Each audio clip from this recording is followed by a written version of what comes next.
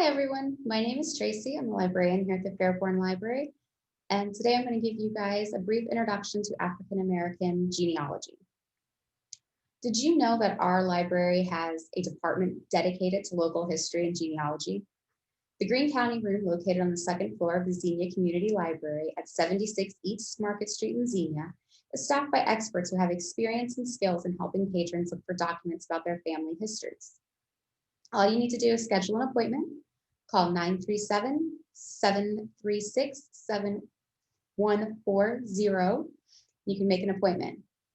While the Greene County Room has an amazing set of resources, today I'm just going to give you a brief look at how you might start your research into your African American family tree.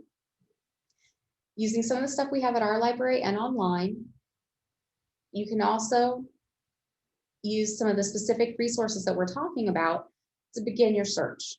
Again, if you have questions and you need more information and more resources, head on over to the Greene County Room. They are amazing over there.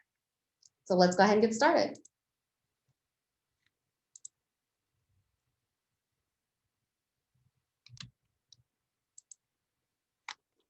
All right, hopefully you guys can see this okay. The first thing we need to remember is that terminology in a document is determined by the time period the document was written. So you'll have to use different terms in different time periods to look for your ancestors. The first thing we need to do is make a plan. That's how we start all kinds of research, and there's 4 basic steps to that. The first one is set your main goal. What is the ultimate prize? What do you really want to learn? The next thing you need to do is break it down into mile marker goals that'll help you get to this big goal. Obviously, you're not going to be able to jump from 2021 clear back to 1860 or 1850. So you have to set little goals part of the way through. Can you follow an ancestor? Where did they come from? When did they move into Ohio? And all of those kinds of questions. Next big thing is write it down. As time goes on, you're going to fall down some genealogy rabbit holes because there's bright, shiny hints everywhere that you're going to want to look at and investigate. Write down what you're exactly looking for. That'll help bring you back to the research that you want to do. And finally, what do you require for proof? Is it okay just to have somebody's word of mouth or something you read off the computer? Do you want to actually see the documents? Do you actually want to see physical copies of them, or do you actually need to touch the physical copies of them? Set that up for yourself. For every person and every researcher, it's going to be different. So what are you comfortable with in saying, yes, this is my grandparent, this is my great-grandparent? So where do you start? It's going to be a very overwhelming undertaking. Start with what you know. Start with you. I suggest you do a family group sheet. There'll be one of these at the end of the presentation so you can see what they look like.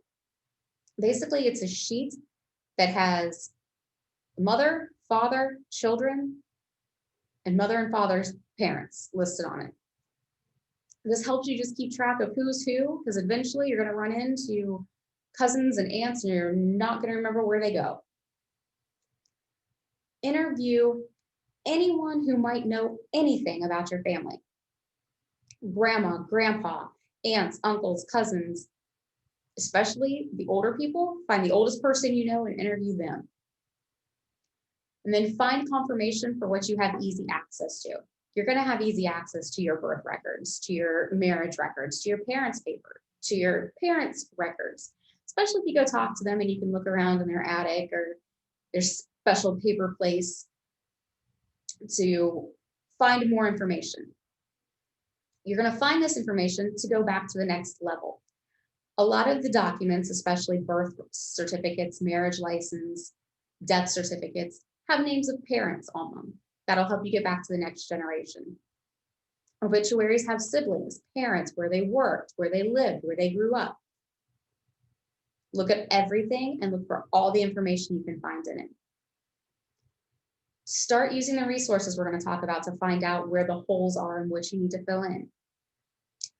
Great place to start, Greene County Room, check them out. And then use the fan method. You're not always going to be able to look just specifically for your grandpa and then find his dad and then find his dad. You're going to have to look for other family members, aunts, uncles, cousins, nieces, nephews, everything. Check their obituaries. And you'll be able to kind of finagle your way around to finding what you're actually looking for.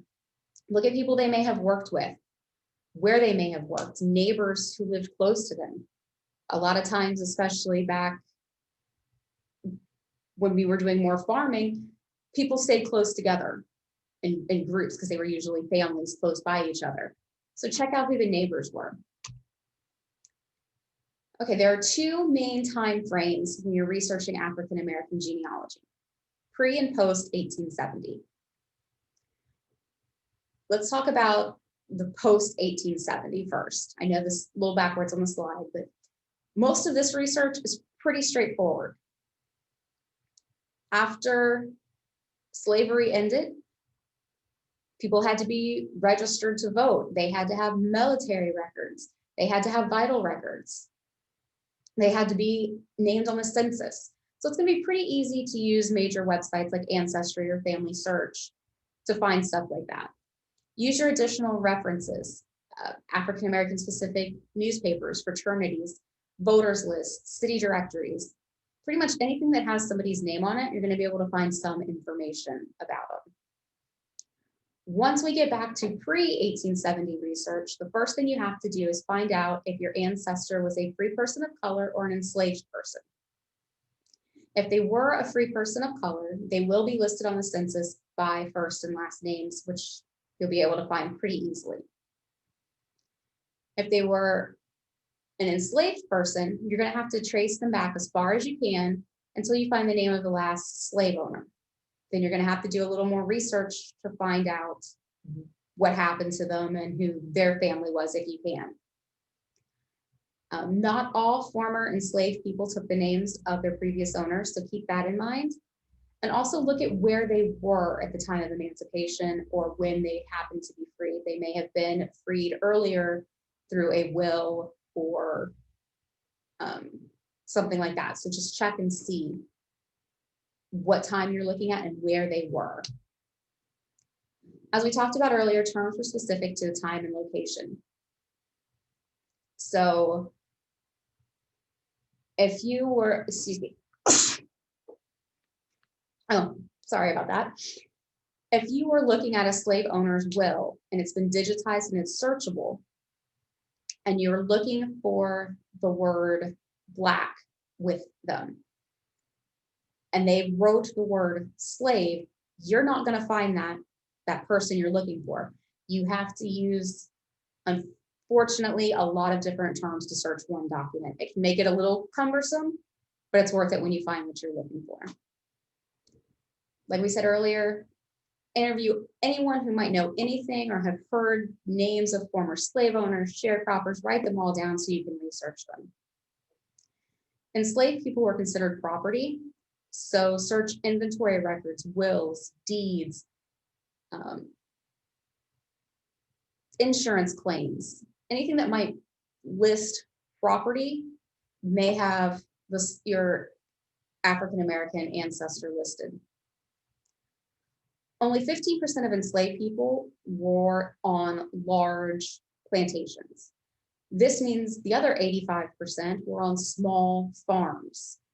So they may not be someplace where there was a huge amount of land. It may only be a family that they were with or a person, not a farm. So be sure to look everywhere and at everything you can find. Be familiar with the time period you're researching, because this is going to change what types of records you are looking for. Obviously, if they were an enslaved person during slavery, chances are they're not going to have a birth certificate. But if you're looking at somebody during the civil rights movement in the 1960s, you're going to find something. So check the documents that were available during the time period you're looking at. When you're looking at the slave owner, be sure to look at the records and the documents for his entire family. The person may have The enslaved person may have been passed to a child or a niece or a cousin. So you'll have to look at all of those people if you suddenly run into, you can't find where they are anymore. Not every person of color was an enslaved person before the Emancipation Proclamation. So check voter registration, censuses, deeds, wills. If they were not an enslaved person, they would have had a record that you can find and trace. Use everything you can get your hands on to do your research. I'm going to go over a few of these to help get you started. First off, start with us, Greene County Library. We have a ton of information available online. This is just a brief list of the first 4 things on our website. So please check it out. Amazing stuff there. And of course, we have the Greene County room as well to help you out. Next up is the NARA, the National Records. This is just a list of some of the things that they have that you can look at online and get access to. All of them have valid points, and during different time periods would be more appropriate to help you find your family. Another place to check is historically Black colleges and universities. A lot of them, specifically in towns where you're from, have information about them. Check them out if you think your family was from that area, because they may have information about them. A lot of their stuff is online. Some, like with all libraries and universities and colleges, not everything is going to be online, but at least give you a good idea and contact information if you want to follow up. Just some more libraries and places, universities and colleges to check. This is a list of websites with a brief description to kind of give you an idea of some of the African American specific websites that are out there. The first one is a group that's here in the Miami Valley. Definitely check them out if you're from this area or your family is from this area. Great resource to use. Another thing to check, there's a couple more websites there for you, is check church records where they lived. Look at the African American churches as well as the white churches, because they may have had African American mission churches to reach out to other people in their communities to help save them. So check all that out. Look at militia enrollments, especially during the Revolutionary War and during the Civil War. Names would have been on there. Wills and probate records are often at the clerk of courts in the county that they lived in. So check out their records online. And if you're sure the person was there, call them, talk to them there.